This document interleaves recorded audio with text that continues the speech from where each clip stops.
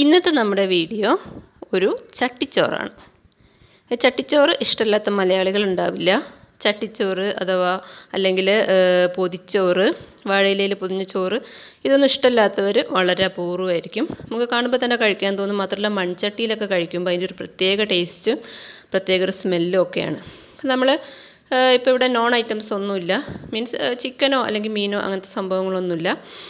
വൻപയർ കൊണ്ട് വറുത്തരച്ചൊരു കറിയുണ്ട്, അതുപോലെ പൊട്ടാറ്റോ മസാല, പിന്നെ ഒരു ഓംലെറ്റ് ഉണ്ട്, പിന്നെ ബീറ്റ്റൂട്ടും ക്യാരറ്റും ചേർത്തൊരു അച്ചാറുണ്ട്, അതുപോലെ വഴുതനങ്ങ ഫ്രൈ. അപ്പോൾ എങ്ങനെ ഉണ്ടാക്കുക നോക്കാം. നമ്മൾ ആദ്യം തന്നെ വൻപയർ ഓവർനൈറ്റ് ഒന്ന് സോക്ക് ചെയ്ത് വെക്കുകയാണ്. ഇത് വൈറ്റ് കളറിലുള്ള വൻപയറാണ് കേട്ടോ, ബ്രൗൺ കളറിലും ഉണ്ടല്ലോ. അപ്പോൾ ഇത് വൈറ്റ് കളറിലുള്ളതാണ്. തലേദിവസം തന്നെ സോക്ക് ചെയ്ത് വെച്ചു.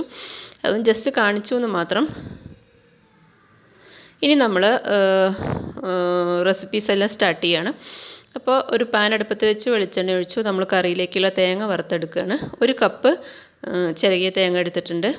ഇത് നമുക്ക് നന്നായിട്ട് തീയലിനൊക്കെ ഉള്ളതുപോലെ നന്നായിട്ടൊന്ന് റോസ്റ്റ് ചെയ്തെടുക്കണം. ഇതിലേക്ക് 3 ചുവന്നുള്ളി എല്ലിയും കൂടി ചേർത്ത് കൊടുക്കുന്നുണ്ട്. എന്നിട്ട് നന്നായിട്ട് റോസ്റ്റ് ചെയ്താൽ ഈ ഒരു കളറാകുമ്പോൾ ഫ്ലെയിം ഓഫ് ചെയ്യുക. ഫ്ലെയിം ഓഫ് ചെയ്തതിന് ശേഷം 2 ടീസ്പൂൺ മല്ലിപ്പൊടി ഇട്ട് കൊടുക്കുന്നുണ്ട്. അതുപോലെ 1 ടീസ്പൂൺ മുളക് പൊടി, 1 നുള്ള് മഞ്ഞൾപ്പൊടി, പേരിന് മാത്രം മഞ്ഞൾപ്പൊടി മതി. എന്നിട്ട് ആ ചൂടോടെ കൂടി തന്നെ നന്നായിട്ടൊന്ന് മിക്സ് ചെയ്തെടുക്കുക. അപ്പോൾ പൊടികളുടെയൊക്കെ ആ റോ ടേസ്റ്റ് ഒന്ന് മാറിക്കിട്ടും.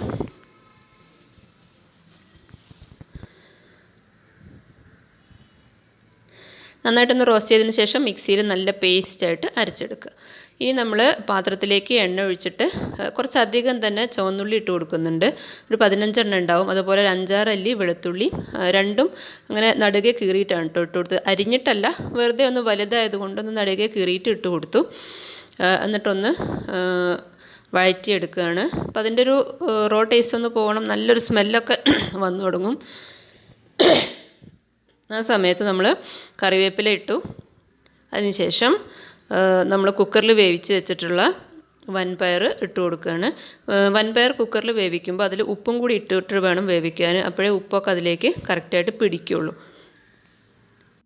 ഇനി നമ്മളതിലേക്ക് നമ്മൾ നേരത്തെ റെഡിയാക്കി വെച്ചിട്ടുള്ള അരപ്പ് ഒഴിച്ചു കൊടുക്കുകയാണ്.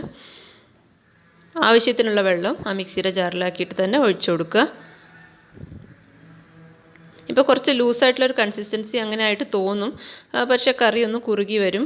ഒന്നുകൂടി ചൂട് ഒന്നാറുമ്പോൾ കറക്റ്റായി വന്നോളും. ഇനി ഇതിലേക്ക് നമ്മൾ പുളി പിഴിഞ്ഞ വെള്ളമാണ് ഒഴിച്ചു കൊടുക്കുന്നത്. 1 നെല്ലിക്ക വലുപ്പത്തിലുള്ള പുളി പിഴിഞ്ഞ വെള്ളം ഒഴിച്ചു കൊടുക്കുക. ഇതെല്ലാം കൂടി ഒന്ന് സെറ്റാകാൻ വേണ്ടിയിട്ട് ഒന്ന് തിളച്ച് വരണം. നമ്മൾ ഉപ്പും കൂടി ഇട്ട് കൊടുക്കണം. കാരണം നമ്മൾ പയർ വേവിക്കുമ്പോൾ ഉപ്പ് ഇട്ടിട്ടുണ്ടെങ്കിലും ഈ കറിയിലേക്കുള്ള ഉപ്പ് ഉണ്ടാവില്ല. അപ്പോൾ ആവശ്യത്തിനുള്ള ഉപ്പും കൂടി ഇട്ട് കൊടുക്കുക. ഇനി ഇതാ നന്നായിട്ട് തിളച്ചുകൊണ്ടിരിക്കുകയാണ്. അപ്പോൾ ഉപ്പും പുളിയും എല്ലാം കൂടി ഒന്ന് ആ പയറിലേക്കും കൂടി പിടിക്കണം. അപ്പോൾ ഒരു 5 മിനിറ്റ് ഒന്ന് ഇതുപോലെ തിളപ്പിച്ചെടുക്കുക. അതിനുശേഷം നമ്മൾ കറി വറവിട്ടെടുക്കുകയാണ്. അപ്പോൾ വെളിച്ചെണ്ണ ഒഴിച്ചു, കടുകിട്ടു. കടുക് പൊട്ടി വരുമ്പോൾ സാധാരണ പോലെ തന്നെ കറിവേപ്പില, വറ്റൽമുളക് ഇതെല്ലാം ഇട്ട് കൊടുക്കുക. അതിനുശേഷം ഏറ്റവും അവസാനം നമ്മളിതിൽ ഒരു 1/4 ടീസ്പൂൺ മുളക് പൊടി ഇട്ട് കൊടുക്കുന്നുണ്ട്. അതൊരു കറിക്കൊരു നല്ല ഫ്ലേവറും നല്ലൊരു സ്മെല്ലൊക്കെ കിട്ടാൻ വേണ്ടിയാണ്. അതും കൂടി കറിയിലേക്ക് ഒഴിച്ചു കൊടുത്തു കഴിഞ്ഞാൽ ഒരുപാട് വൈകാതെ തന്നെ പെട്ടെന്ന് തന്നെ അടച്ചു വയ്ക്കുക.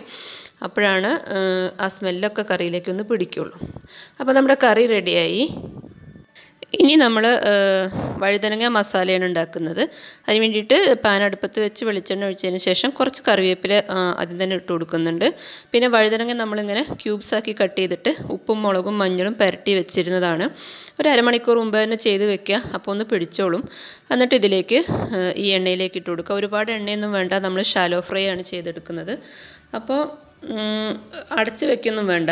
ഇതിങ്ങനെ തുറന്ന് വെച്ചിട്ട് തന്നെ ലോ ഫ്ലെയിമിൽ ഇളക്കി ഇട്ട് കൊടുക്കുക. തിരിച്ചും മറിച്ചൊക്കെ ഒന്ന് ഇളക്കി കൊടുക്കുക. അപ്പോൾ പെട്ടെന്ന് തന്നെ റെഡിയാവും. കാരണം നമ്മൾ വഴുതനങ്ങ അറിയാലോ, പെട്ടെന്ന് തന്നെ വെന്ത് റെഡിയാവുന്നൊരു സംഭവമാണ്. അപ്പോൾ ലോ ഫ്ലെയിമിലിട്ടിട്ട് ഒരു 10 മിനിറ്റ് എടുക്കും.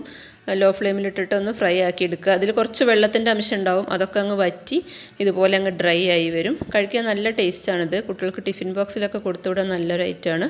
അപ്പോൾ ഇതാ നമ്മുടെ വഴുതനങ്ങ ഫ്രൈയും റെഡി ആയിട്ടുണ്ട്. ഇനി നമ്മൾ പൊട്ടറ്റോ കൊണ്ടൊരു മസാല ഉണ്ടാക്കുന്നുണ്ട്. ഇതിൻ്റെ വീഡിയോ ഞാൻ മുമ്പ് ചെയ്തിട്ടുണ്ട്, മുമ്പത്തെ ഒരു റെസിപ്പിയുടെ കൂടെ ചെയ്തിട്ടുണ്ട്. വഴുതനങ്ങ മസാല ഉണ്ടാക്കിയതുപോലെ തന്നെയാണ്. അപ്പോൾ അതും അവിടെ റെഡിയായി. പിന്നെ ഏറ്റവും അവസാനം ഒരു ഓംലെറ്റ്. ഓംലെറ്റ് നമ്മുടെ പൊതിച്ചോറിന് അതുപോലെ ചട്ടിച്ചോറിനൊക്കെ മസ്റ്റ് ഒരു സംഭവമാണല്ലോ. അപ്പോൾ ഓംലെറ്റ് ഇങ്ങനെ അടച്ച് വെച്ചിട്ടുണ്ടാക്കിയാൽ നല്ല സോഫ്റ്റ് ആവുമെന്ന് ഞാൻ എവിടെ ഒരു വീഡിയോയിൽ കണ്ടിരുന്നു. അതുകൊണ്ടാണ് ഒന്ന് അടച്ച് വെച്ചത്. ഒന്ന് തിരിച്ചിട്ട് കൊടുക്കുക. അതോടുകൂടി നമ്മുടെ ഐറ്റംസ് മൊത്തം റെഡിയായി. ഇപ്പോൾ ഇത് നമ്മുടെ ചട്ടിച്ചോറ് സെറ്റ് ചെയ്തിട്ടുണ്ട്. സിമ്പിളായിട്ടുള്ള എന്നാൽ പെട്ടെന്ന് തന്നെ എല്ലാവർക്കും ഉണ്ടാക്കിയെടുക്കാൻ പറ്റുന്ന ഐറ്റംസാണ്. ഇതിലിപ്പോൾ വെറൈറ്റി ആയിട്ടൊന്നുമില്ല. നമ്മുടെ വൻപയർ കറി കുറച്ചൊരു അതായത് പുട്ടിൻ്റെ കൂടെയൊക്കെ കൂട്ടാൻ പറ്റുന്നൊരു കറിയാണ്. ചോറിൻ്റെ കൂടെയും അതുപോലെ പുട്ടിൻ്റെ കൂടെയും പറ്റുന്ന കറിയാണ്.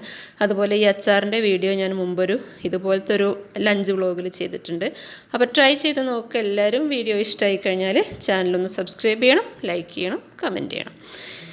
വീണ്ടും കാണാം. Thank you.